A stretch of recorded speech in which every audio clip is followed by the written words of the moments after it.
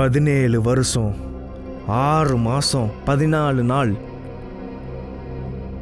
இவ்வளவு நேர்மையா என் கடமையை செஞ்சதுக்கு அப்புறம் கூட எனக்கு இந்த நிலைமை வந்திருக்கு.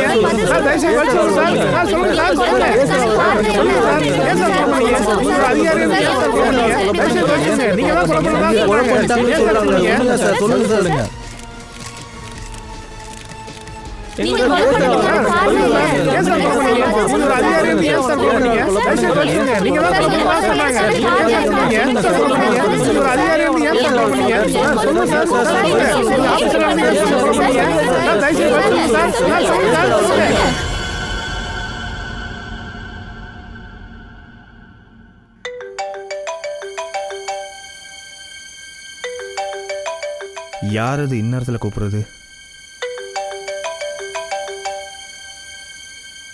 பிரைவேட் நம்பரா? Hello hello sir. சார் என்னை காப்பாத்துங்க சார். சார் என்னை கிட்னாப் பண்ணிட்டாங்க சார். யாரு பேசுறது? யாரு சார்? ப்ளீஸ் என்னை காப்பாத்துங்க சார், ப்ளீஸ். ஒரு நிமிஷம். இப்போ நீங்க எங்க இருக்கீங்க? சார் நான் ஒரு பில்டிங்ல இருக்கேன். கோரேகான் பக்கத்துல இருக்கிற அண்டர் கன்ஸ்ட்ரக்ஷன் பில்டிங்ல. கோரேகான்ல எங்க இருக்கு? Sir under construction building sir. Under construction பில்டிங்கா? சார் எங்க இருக்கு அது? சார் பாங்கூர் நகர்ல இருக்கு சார். சார் சீக்கிரம் வாங்க சார், ப்ளீஸ். பாங்கூர் நகர்லையா? சரி நீங்க ஒரு வேலை பண்ணுங்க. ஹலோ ஹலோ, பாங்கூர் நகரா?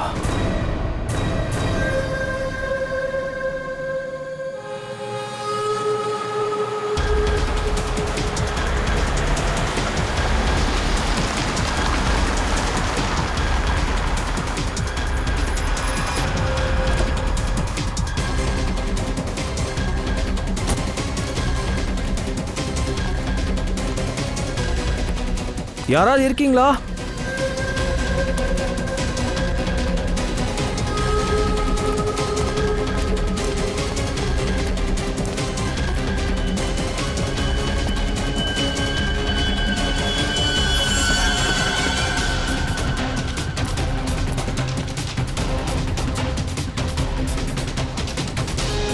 யாராவது இருக்கீங்களா?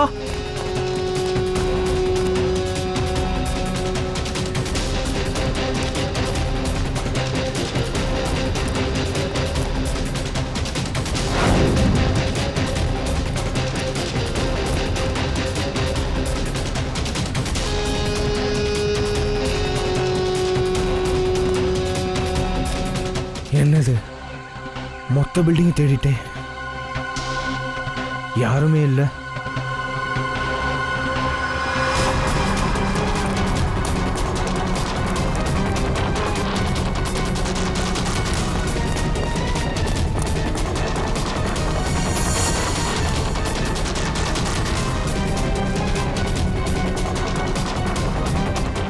யாரோ என்கிட்ட பிராங்க் பண்ணியிருக்காங்கன்னு நினைக்கிறேன்.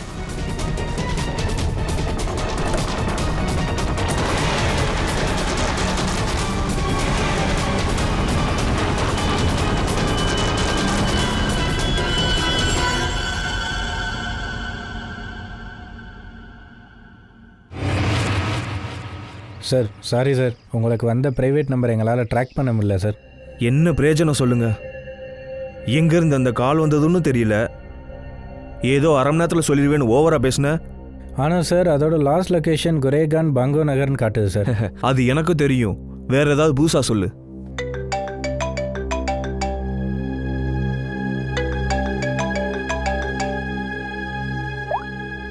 தயா. அபிஜித், சீக்கிரமா கோரேகான் பாங்கூர் நகர் வா. கோரேகாவ் பாங்கூர் நகரா? அங்கே இருக்கிற அண்டர் கன்ஸ்ட்ரக்ஷன் பில்டிங்கா? ஆமாம், அண்டர் கன்ஸ்ட்ரக்ஷன் பில்டிங் தான் கூப்பிடுன்னு உனக்கு எப்படி தெரியும்?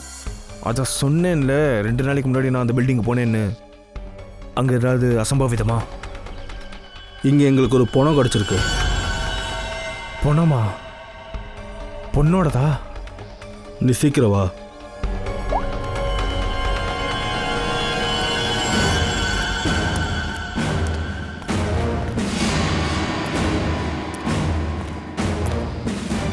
ஹே, என்ன நடக்குது இங்க? ஆ, இது கிரைம் சீன், பிக்னிக் ஸ்பாட் இல்லை. ஃபோட்டோலாம் எடுக்கக்கூடாதுன்னு உங்களுக்கு தெரியாதா? யாராவது ஃபோன் எடுக்கிறத பார்த்தேன் எல்லாத்தையும் சீஸ் பண்ண வேண்டியதாக இருக்கும்.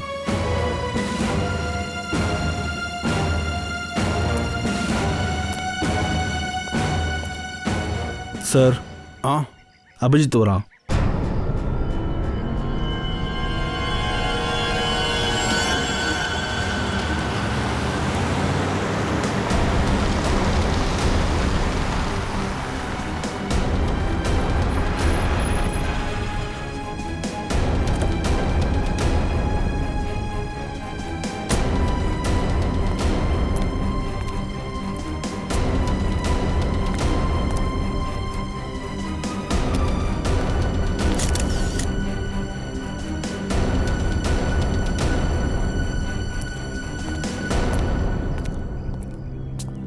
என்ன விஷயம்? யாரோட பாடி? அட சொல்லுப்பா, என்ன சஸ்பென்ஸு? ஃபோன்ல எதுவும் சொல்லலை? அபிஜித், முதல்ல பணத்தை பாரு.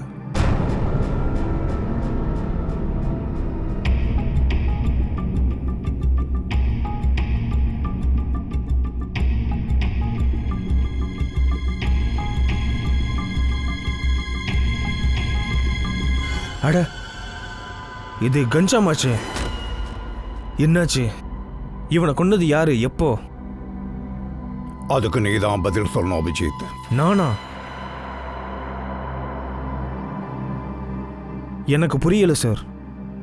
அபிஜித், கன்ஷாம் கடைசியா உன்கிட்ட தான் பேசியிருக்கான் 45 செகண்ட்ஸுக்கு. ஆனா சார், எனக்கு இந்த காலம் வரலையே. இத்தனை வருஷத்துல நான் அவன் கூட ஒரு வார்த்தை கூட பேசல. அப்ப கன்ஷாமோட போன்ல உன் நம்பர் எப்படி வந்தது? 2 நாளைக்கு முன்னாடி கடைசியா கால் பண்ணியிருக்கான், அதுவும் உனக்கு தான். இது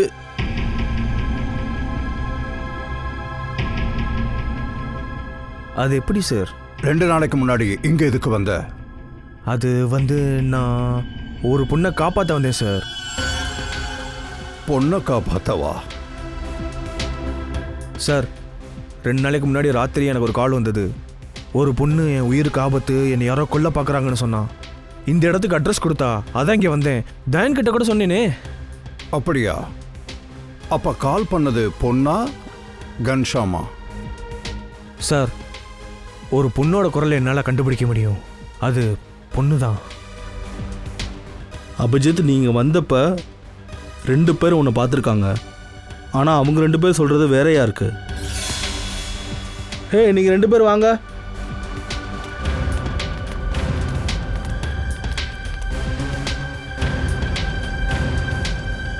யாரு இவரா? அது ஆமாம் சார், இவர் ராத்திரி 3 மணிக்கு பில்டிங்க்கு வெளியே வந்தார். பார்க்க பதட்டமாக இருந்தார் சார். பார்க்கும்போது யார்கிட்டேயோ சண்டை போட்டு வந்த மாதிரி இருந்தார் சார். ஏன்னா நான் டென்ஷனில் இருந்தேன் சார். இந்த மொத்த பில்டிங்கை நான் அந்த பொண்ணை தேடிட்டு இருந்தேன். மொத்தம் 2 மணி நேரம் நான் அங்கே இருந்திருக்கேன் சார். நான் உண்மையை தான் சொல்கிறேன். யாரோ என்னை மாட்டி விட பார்க்குறாங்க. சரி, நீங்கள் 2 பேரும் போகலாம். போங்க. உண்மை எது பொய் எதுன்னு பேலஸ்டிக் ரிப்போர்ட் நமக்கு சொல்லும். உன்னோட கன்னை கொடு.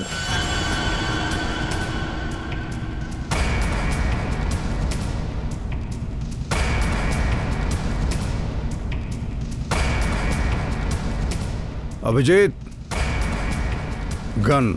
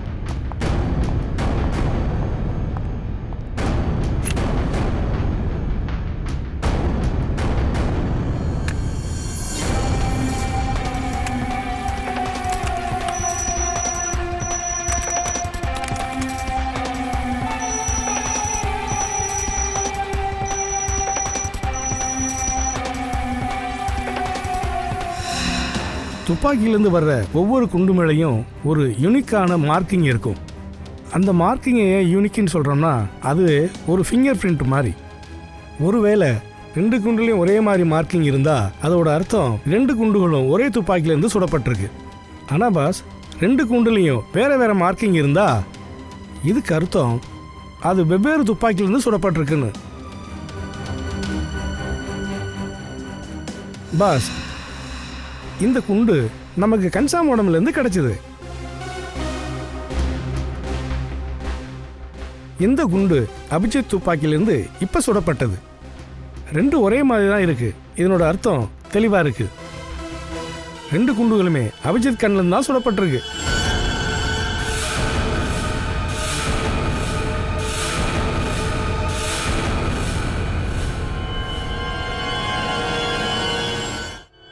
அதுக்கு வாய்ப்பே இல்லை சார்.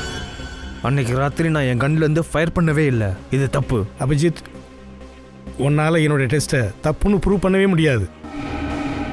எல்லாரும் கண் மாடி தானே இது நடந்திருக்கு. ஆனால் உங்களுக்கே தெரியும்ல சார், ஒரு பொண்ணோட கால் வந்ததில்ல, என்ன வேணும்னே யாரோ அங்கே வர வச்சிருக்காங்க. அதோட அந்த கன்ஷாமோட பாடியை அங்கே யாரோ வச்சிருக்காங்க. யாரோ விளாட்றாங்க சார். அபிஜித் சொல்றது சரிதான். யாரோ இவரை மாட்டி விட பார்க்குறாங்க. ஆமாம் சார், அபிஜித்து கண்ணை யாராவது திருடிட்டு போய் அதை பயன்படுத்தி கன்ஷாமை கொண்டிருக்கலாம்ல சார்? இல்லை ஃப்ரெடி, என் கன் என்கிட்ட தான் இருந்தது. அதை யாரால திருட முடியும்? அப்பா ஒரு விஷயம் சொல்லு அபிஜித். உன் துப்பாக்கிலேருந்து வந்த குண்டு கன்ஷாமோட உடம்புக்குள்ள எப்படி போச்சு? சார், நான் என் கண்ணில் இருந்து ஃபயர் பண்ணவே இல்லை சார். பார்த்தீங்களா, எல்லா புல்லட்ஸும் அப்படியே தானே இருக்கு சார். எனக்கு கொஞ்சம் டைம் கொடுங்க சார். நான் எல்லாத்தையும் கண்டுபிடிக்கிறேன். உண்மையான குற்றவாளியை நான் இங்கே கொண்டு வரேன் சார். இல்லை, நீ எங்கேயும் போக போறதில்ல. என்ன சொல்றீங்க? இந்த கேஸோட இன்வெஸ்டிகேஷன்ல இருந்து நீ தள்ளி இருக்க போற.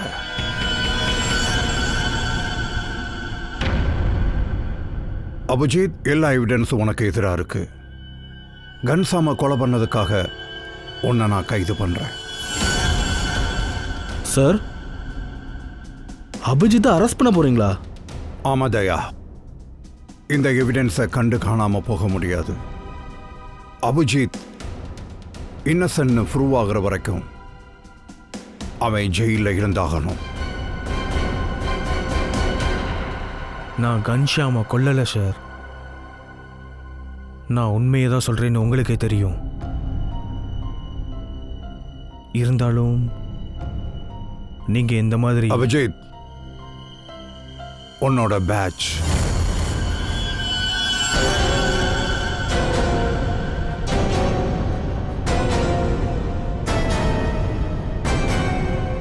சார். அபிஜித், நீ சிஐடியோட பெஸ்ட் ஆஃபீஸர்.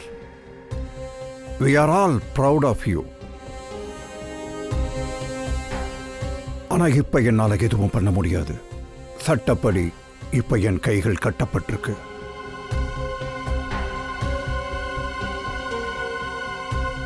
உன்னோட பேட்ச் கூட அபிஜித்.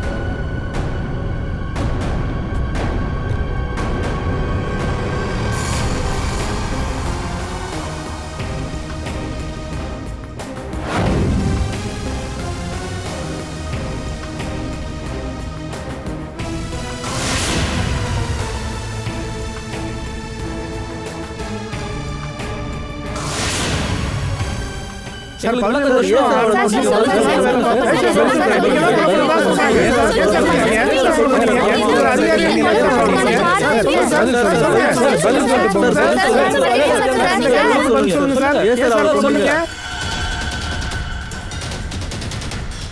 உனக்கு வாக்கு கொடுக்கிறேன் அபிஜித். உன்னை மாட்டி விட்டவன் யாராக இருந்தாலும் சரி, அவன் நிச்சயமா என்கிட்ட இருந்து தப்பிக்கவே மாட்டான். அவனை நான் உயிரோட புதைச்சிருவேன். அவனை நான் சும்மா விட மாட்டேன்.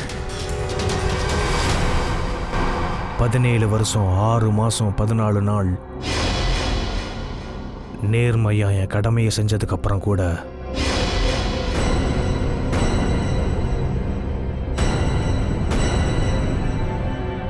எனக்கு இந்த நிலைமை. ரெடி பங்கஜ், கண்டுபிடிங்க. கன்ஷாம் பத்தி எல்லா விஷயத்தையும் தெரிஞ்சுக்கோங்க. எதையும் விடக்கூடாது. அவன் எப்ப ரிலீஸ் ஆனா, எங்க போனா, யாரெல்லாம் மீட் பண்ணா, எல்லாத்தையும் சீக்கிரம்.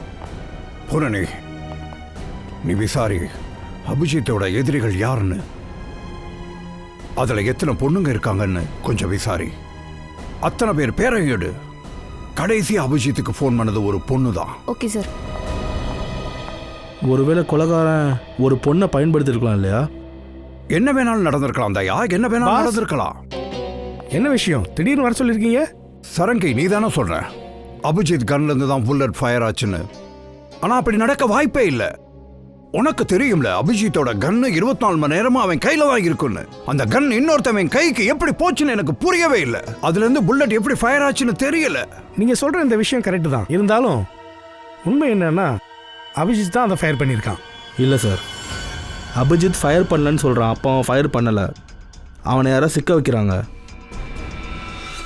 அபிஜித்தோட கன்ல இருந்த அந்த புல்லட் கன்ஷாமோட உடம்புக்கு எப்படி போச்சுன்னு கண்டுபிடிக்கிறதுக்கு ஏதாவது ஒரு மெத்தட் இருக்கா? கொலை நடந்த அன்னைக்கு நமக்கு பாடி கிடச்சிருந்ததுன்னு வச்சுக்கேன், இந்த பிரச்சனையே வந்திருக்காது. அபிஜித்தோட கையில் கன் பவுடர் இருக்குதான்னு செக் பண்ணியிருந்திருக்கலாம். அதனால தான் கொலைகாரன் 2 நாள் பணத்தை மறைச்சி வச்சிருக்கான். கன் பவுடர் ட்ரேசஸ் கிடைக்கூடாது இல்லையா? இவன் ரொம்ப தெளிவா இருக்கான், தெளிவா இருக்கான். நம்ம கிட்டயே விளையாடி பார்க்கறான். மை காட், இதை நான் எப்படி யோசிக்காம போனேன்?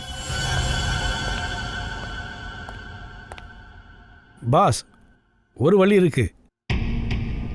என்ன? நான் மனுஷ உறுப்புகளை உருவாக்க முயற்சி பண்ணியிருக்கிறேன். எலும்புகள்லாம் உங்கள் கண்ணுக்கு தெரியும். அதுக்குள்ளே இருக்கிற சின்ன சின்ன ஜெல் பாக்கெட்ஸ்லாம் இருக்கு இல்லையா, அதுதான் நம்ம உடம்புக்குள்ளே இருக்கிற ஆர்கன்ஸ்னு வச்சுக்கோங்க. தயா, நீ ஒரு வேலை பண்ணு. இது மேலே நீ எப்படி சொல்கிறேன்னா, குண்டு இந்த எலும்புகளை உரைச்சிட்டு போய் உள்ள அந்த ஹார்ட்டை தொலைக்கணும். கொலைகாரன் கன்சாம எப்படி சுட்டானோ அது மாதிரி நீ சுடணும். Right. Yes sir. Daya, 7 feet distance.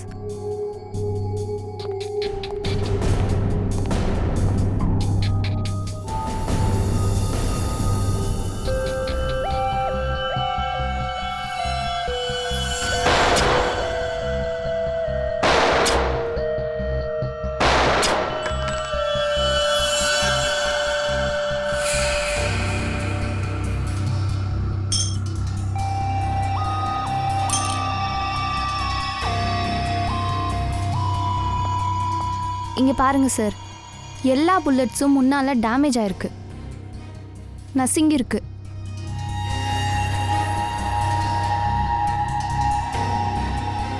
Tarika, ஒரு வேலை பண்ணு.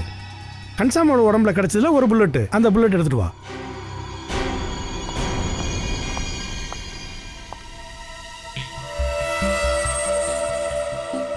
இந்த புல்லட் அப்படியே இருக்கு சார், இதில் எந்த டேமேஜும் இல்லை. அப்படியே இருக்கு பாஸ். புல்லட் ஒரு ஹார்டு சர்ஃபேஸில் மோதும்போது ஃப்ரண்டில் கொஞ்சம் நசுங்கும், அது சின்ன டேமேஜ் ஆகும். இந்த இடத்துல புல்லட் சுடப்பட்டப்போ அது எலும்பில் போய் பட்டு அதுக்கப்புறம் தான் ஹார்ட்டுக்குள்ளே நேராக போயிருக்கு. எலும்பில் பட்டதுனால அந்த புல்லட் முன்னால் லேசாக நசுங்கிருக்கு. இதே மாதிரி தான் கன்சாமோட உடம்புலையும் ஃபயர் பண்ணியிருக்காங்க. ஆனால் கன்சாம் உடம்புலேருந்து கிடைச்ச புல்லட்டில் எந்த டேமேஜும் இல்லை. அப்படின்னா அபிஜித் கன்ல இருந்து வெளியில் வந்த புல்லட்னால கன்சாம் கொல்லப்படலை, அப்படித்தானே? எக்ஸாக்ட்லி. அபிஜித் கன்லேருந்து ஃபயர் ஆன புல்லட்டில் எந்த டேமேஜும் இல்லை. அப்படின்னா சார், கன்ஷாம் அந்த கொலைகாரன் வேற கன்னை வச்சு கொலை பண்ணியிருக்கான். கொலை பண்ணதுக்கப்புறம் அபிஜித் கன்னில் இருக்க புல்லட்டை கன்ஷாமோட பாடியில் இருக்க புல்லட்டோட ஸ்விட்ச் பண்ணியிருக்கான். சரியா சொல்கிறீங்க. உண்மையிலேயே யாரோ ஒருத்தர் கன்சாம் உடம்புலேருந்து புல்லட்டை வெளியில் எடுத்திருக்கிறார். அபிஜித்தோடைய கண்ணில் இருந்த புல்லட்டை உள்ளே வச்சிருக்கிறாங்க. இந்த வேலையை செஞ்சது நிச்சயமாக ஒரு எக்ஸ்பர்ட்டாக தான் இருந்தாகணும். பாஸ், கொலைகாரன் ஒரு சர்ஜன். பூரணி, அபிஜித்தோட எதிரிகளோட லிஸ்ட் கேட்டல, தயாரா? அந்த லிஸ்ட்டில் ஒரு பொண்ணுங்க கூட இல்லை. அந்த லிஸ்ட்டில் இருக்கிற ஆம்பளைங்கள்ல யாருமே அபிஜித் சாரை காண்டாக்ட் பண்ணவே இல்லை. அதோட சார், பல பேர் ஜெயிலில் இருக்காங்க. ஆனால் சார், கொலைகாரனுக்கு அபிஜித் சாரோட புல்லட் எப்படி கிடைச்சது? அதான் எனக்கும் புரியல. அதேதான், எந்த இடம், எந்த இடத்துல அபிஜித் கன்ல இருந்து ஃபயர் ஆன புல்லட் கொலைகாரனுக்கு டேமேஜே இல்லாம கிடைச்சது? எந்த இடம் அது? சார் ஒரு இடம் இருக்கு, போலீஸ் ஃபயரிங் ரேஞ்ச்.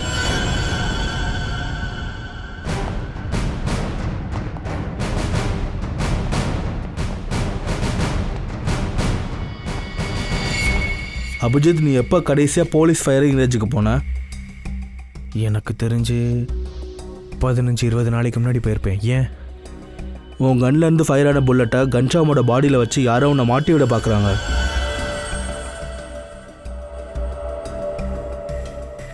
ஃபயரிங் ரேஞ்சிலிருந்து என் புல்லட்டை திருடி இருக்காங்களா? ஆனால் அந்த இடத்துல மற்ற காப்ஸும் ஃபயர் பண்ணுவாங்கல்ல, அவங்க கன்லேருந்து தான் புல்லட்ஸ்லாம் ஃபயர் ஆகும். கொலைகாரனுக்கு ஏன் புல்லட் இப்படி கிடச்சிது? யாரோ ஒருத்த ஒன்று கண்காணிச்சுட்டு இருக்கான். சரி, அன்னைக்கு ஃபயரிங் ரேஞ்சில் ஏதாவது ஒன்று விசித்திரமாக நோட்டீஸ் பண்ணியா? விசித்திரமாவா? நான் காலையில் சீக்கிரமாக போயிட்டேன்,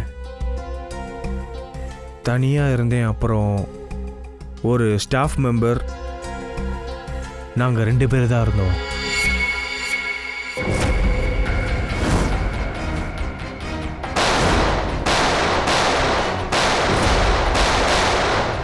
ஃபயரிங் ரேஞ்ச். ஹேய், சேஞ்ச் பண்ணுங்க ஃபாஸ்ட்.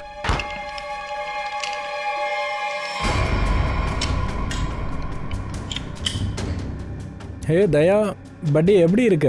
குட். ரொம்ப நாளுக்கு அப்புறம் பார்க்குறேன். அபிஜித் பற்றி நியூஸில் வந்திருக்கு, உண்மையா? ஆக்சுவலாக ராஜேந்தர், தப்பாக நினச்சிக்காத, எனக்கு அவசரம், ஒரு முக்கியமான வேலையாக வந்திருக்கேன், அப்புறம் பார்க்கலாம். Okay okay, bye bye bye. Sir, உங்கள் ஃபயரிங் ரேஞ்சில் எத்தனை ஆளுங்க இருக்காங்களோ, அதாவது கேன்டீன் ஆளுங்க, பியூன், கிளீனிங் ஸ்டாஃப், செக்யூரிட்டி, இவங்க எல்லாரோட டீட்டெயிலும் எனக்கு வேணும் உடனே.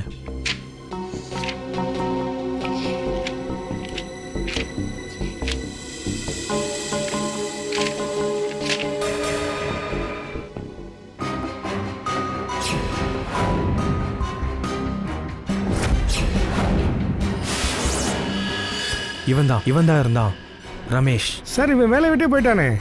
எப்போ வேலையை விட்டு போனான்? சார் இப்போ தான் நவம்பர் 15 அன்னைக்கு. சார் 2 மாதம் தான் சார் இருந்தான். சுமார் நவம்பர் 15க்கு தான் நானும் அங்கே போயிருந்தேன். பங்கஜ், ஒரு வேலை செய், இந்த ரமேஷை பற்றின எல்லா டீட்டெயில்ஸும் வேணும். ஆமாம், இந்த ரமேஷ் எதுக்காக வேலையை விட்டான்? சார் அவன் ஃபேமிலியில் ஏதோ ப்ராப்ளம் போல இருக்குது சார். ஆ, ஓகே, தேங்க்யூ. சார், அபிஜித், இந்த ரமேஷை இதுக்கு முன்னாடி நீ பார்த்துருக்கியா? இல்லைப்பா, ஃபயரிங் ரேஞ்சில் பார்த்ததோட சரி, அதுக்கு முன்னாடி நான் இவனை பார்த்ததில்ல. ஃபயரிங் ரேஞ்சில் ரமேஷை தவிர வேறு யாரும் இல்லை, சரியா? இல்லை, யாரும் இல்லை. நானும் அவனும் இல்லை, வேற யாரும் இல்லை. நல்லா யோசிச்சு சொல்ல, அன்னைக்கு என்ன நடந்துச்சு? ரமேஷ் விஷயத்தில் உனக்கு என்னெல்லாம் ஞாபகம் இருக்கு? நான் காலையில் அங்கே ரீச் ஆனேன்.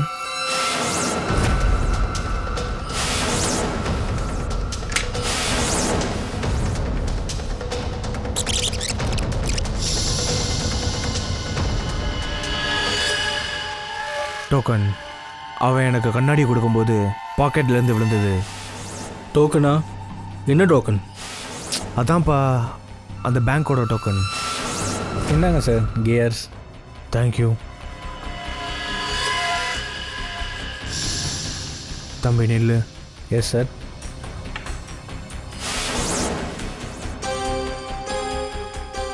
இங்கே பாருப்பா, உன் பாக்கெட்லேருந்து டோக்கன் விழுந்திருக்கு. தேங்க்யூ. Bank token sir. பழைய ரூபா நோட்டெல்லாம் பேன் பண்ணிட்டாங்களா சார்? அதை மாற்றுறதுக்கு தான் டோக்கன். நம்பர் 40. பேங்க் பேர் ஞாபகம் இல்லை, ஆனால் அந்த டோக்கனில் நம்பர் 40 போட்டிருந்தது. ஹலோ, என்ன? ஓகே, சரி, ஓகே.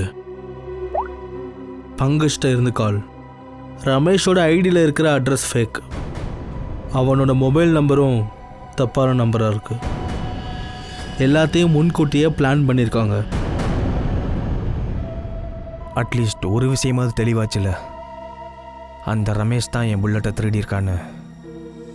கன்ஷாமோட பாடியில் அவன் தான் வச்சிருக்கான்.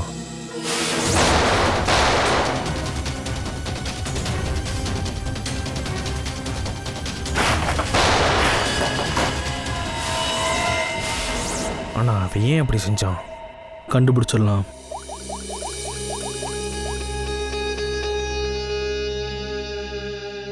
பூர்வி, நீயும் ஃப்ரெடியும் போலீஸ் ஃபயரிங் ஸ்டேஷனுக்கு பக்கத்தில் இருக்கிற எல்லா பேங்க்குக்கும் போங்க.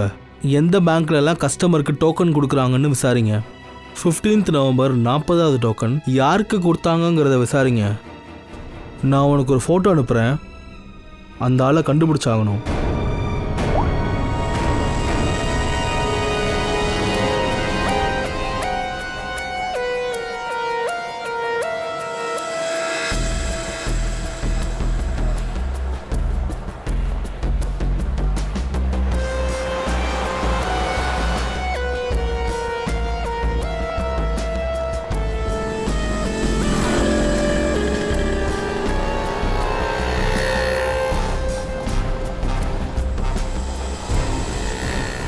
நிச்சயமா பழைய நோட்டை புது நோட்டாக மாற்றுறதுக்கு ஒரு ஃபார்மை ஃபில்அப் பண்ணணும், ஒரு ஐடி கொடுக்கணும், அதுக்கப்புறம் தான் டோக்கன் இஷ்யூ பண்ணுவோம். யாருக்கு இந்த டோக்கன் நம்பர் 40 கொடுத்துருக்கோமோ அவங்க ஐடி எங்கிட்ட இருக்கும். சார், நவம்பர் 15லேருந்து 18 வரைக்கும் உங்களுக்கு என்னென்ன இன்ஃபர்மேஷன் வேணுமோ இதெல்லாம் இந்த ஃபைலில் இருக்குது.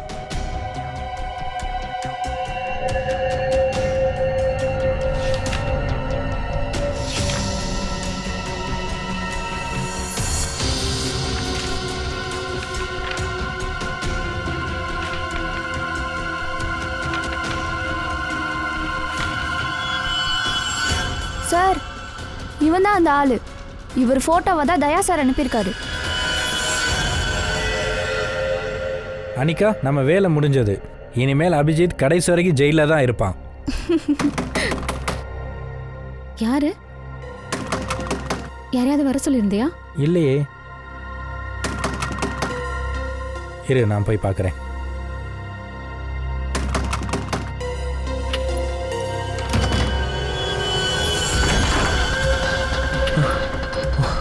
ஒரு நிமிஷம்.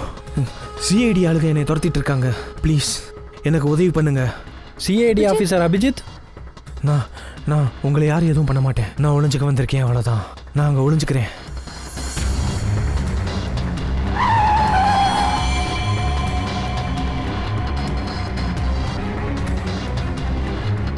ஏய், பின்னால போ.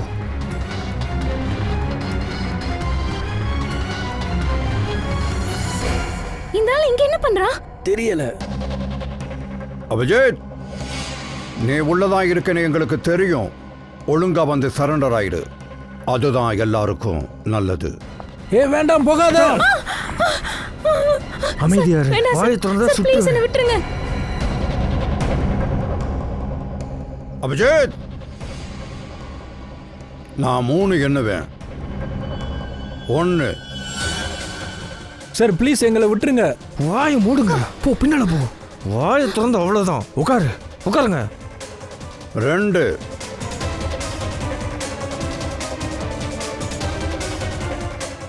3.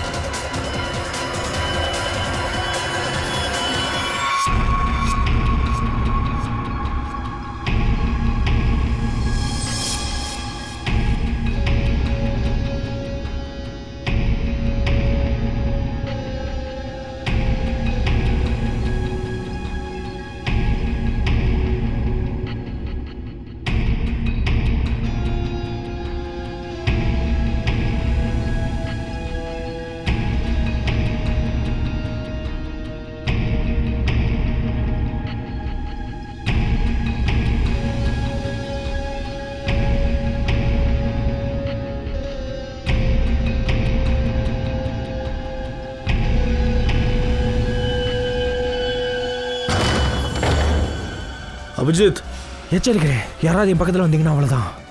பின்னால போ. அபிஜித், அன்மோலை விட்டுடு. இல்லையா, ஏதாவது பண்ண அவனை சுட்டு தள்ளிடுவேன். அபிஜித், தப்பு பண்ணாத.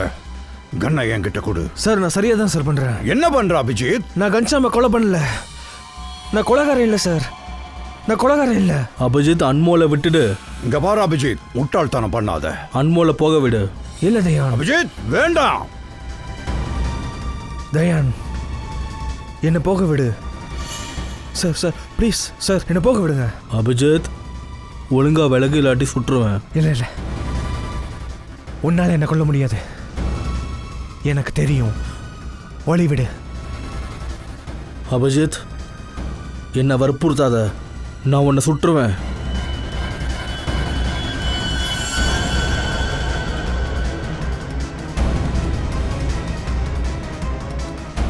சார் சார் ப்ளீஸ் கன் வச்சிருங்க சார். சார் சுற்றாதீங்க சார், ப்ளீஸ் சார். அபிஜித்,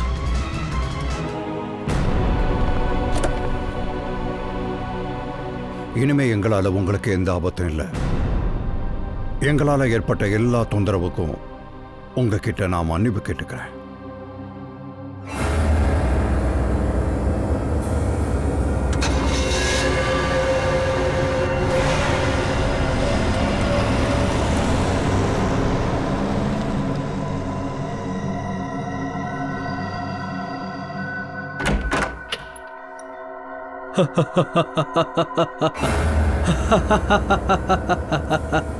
சிஐடியே அபிஜித்தை கொண்டுட்டாங்க.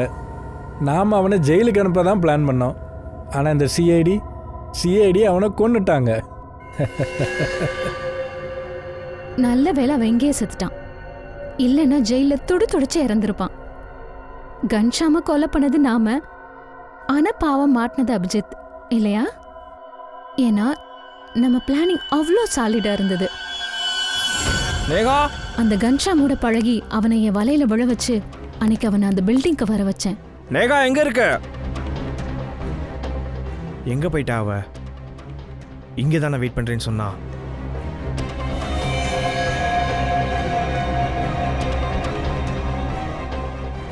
CID officer Abhijit, good bye.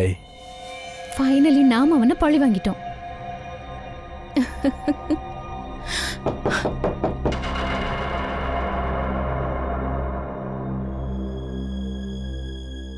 இப்போ யாரு?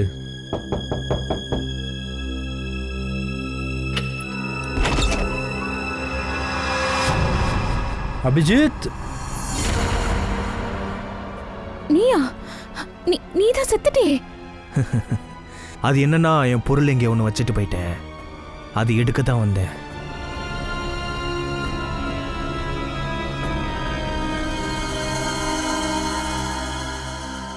கேமரா.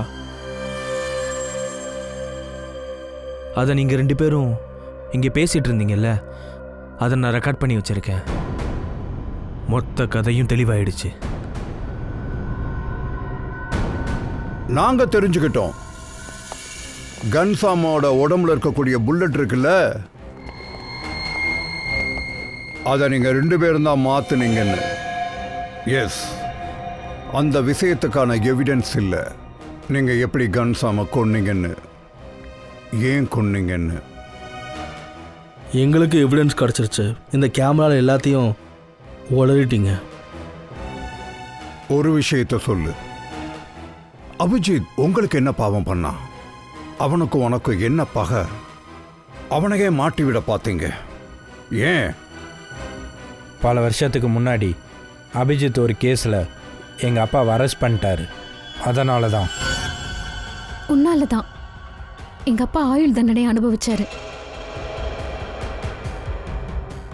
ஆமா, உன் அப்பா யாரு? கேசரியா சங்கர். கேசரியா சங்கரா? கிட்னியை திருடிட்டு இருந்தான் அவன். அவனை பிடிச்சி நான் அவனும் தப்பு பண்ணல. ஒரு அப்பாவை பிள்ளைங்க கிட்ட இருந்து பிரிச்சு நான் தப்பு பண்ணலன்னு சொல்லிட்டு இருக்க. நாங்கள் உங்களை கண்காணிக்க ஆரம்பித்தோம். எங்களுக்கு உனக்கும் கன்ஷாமுக்கும் இருந்த விரதம் தெரியும். நாங்க ஒரு ஆப்பர்ச்சுனிட்டிக்காக மட்டும்தான் வெயிட் பண்ணிட்டு இருந்தோம். கன்சாம் ரிலீஸ் ஆன உடனே உங்களுக்கு அந்த ஆப்பர்ச்சுனிட்டி கிடைச்சிருக்கு. கன்சாமை கொலை செஞ்சதுக்காகவும் ஒரு சிஐடி ஆஃபீஸர் மேலே வீண்வழி போட்டதுக்காகவும் உங்கள் 2 பேரையும் நான் அரெஸ்ட் பண்ணுறேன். உங்கள் 2 பேருக்கும் கடுமையான தண்டனை கிடைக்கும். கூட்டிட்டு போங்க.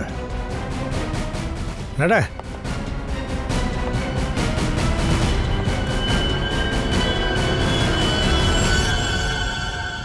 அபிஜித், சார் வேலைக்கு வந்து சேரு.